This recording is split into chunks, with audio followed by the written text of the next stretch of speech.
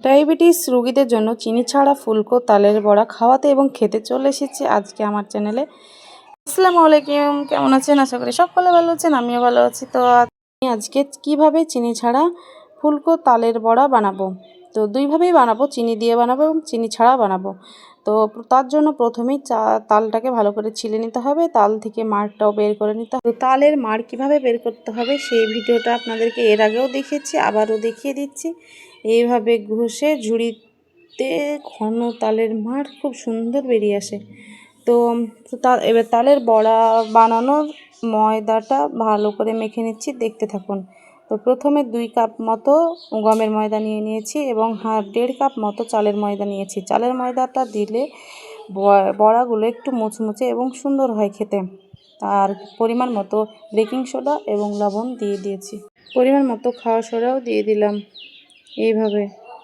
তারপর আমি ওর মধ্যে পরিমাণ মতো তালের মাড়টা একটু একটু করে দিব আর মাখতে থাকবো, যাতে কোনোভাবেই দলা পেকে না যায়। ওই জন্য আস্তে আস্তেই মাখতে হবে। তালের বড়া খেতে অনেকেই ভালোবাসেন। তো খুবই নরম এবং তুলতুলে তালের বড়া কিন্তু অনেকেই বানাতে পারেন না, ব্যর্থ হন।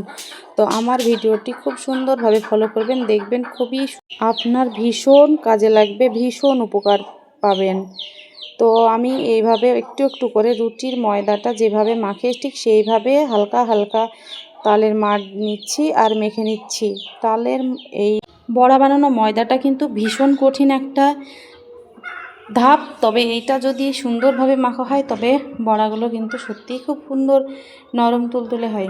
তো এইটা আমি চিনির বড়া বানাবো বলে ভালো করে মেখে রেখে দিলাম। আর এই বড়াটা বানাবো হলো যাদের ডায়াবেটিস আছে, যারা চিনি খেতে একদমই ভালোবাসেন না, চান না, চিনি খেলে অনেক ক্ষতি হবে, কিন্তু তো সিজনের খাবার খেতে এখন প্রত্যেক বাড়িতেই 2-1টা করে ওই ডায়াবেটিস পেশেন্ট থেকেই যাচ্ছে। তো আমাদের বাড়িতেও আছে। তো আমি ওদের জন্য না বানালে কি হয় বা নিজে কি খাওয়া যায়, তার জন্য আমি আমার শ্বশুরমশাই এবং আমার হাজব্যান্ডের জন্য ঠিক এইভাবে ময়দাটা মেখে রাখলাম, যেটা হলো যেভাবে চিনির জন্য বানিয়েছি ঠিক সেইভাবেই বানিয়েছি, কিন্তু ওটাতে আমি মধু দিয়ে দিয়েছি। মধু দিলে সামান্য পরিমাণে মধু দিয়েছি, যেটাতে আপনার সামান্য মিষ্টিটা তো থাকছেই বটে, কিন্তু মধুতে কিন্তু মধুর যে মিষ্টিটা আছে সেটাতে কিন্তু ডায়াবেটিস পেশেন্টের কিন্তু অতটাও ক্ষতি করে না, ওই জন্য মধু দিয়ে বানিয়ে নিলাম। তো আমার বড়াগুলো কিন্তু ভীষণ সুন্দর হয়েছে, দেখতে পাচ্ছেন আপনারা, অনেক ফুলকো ফুলকো হয়েছে, অনেক সুন্দর ফুলে উঠেছে, নরম তুলতুলে এবং গরম গরম খেলে একটু হালকা মুচমুচে ভাবও আছে, কারণ ওই যে চালের ময়দাটা দিয়েছি ওই জন্য কিন্তু ভীষণ মুচমুচে হয়েছে।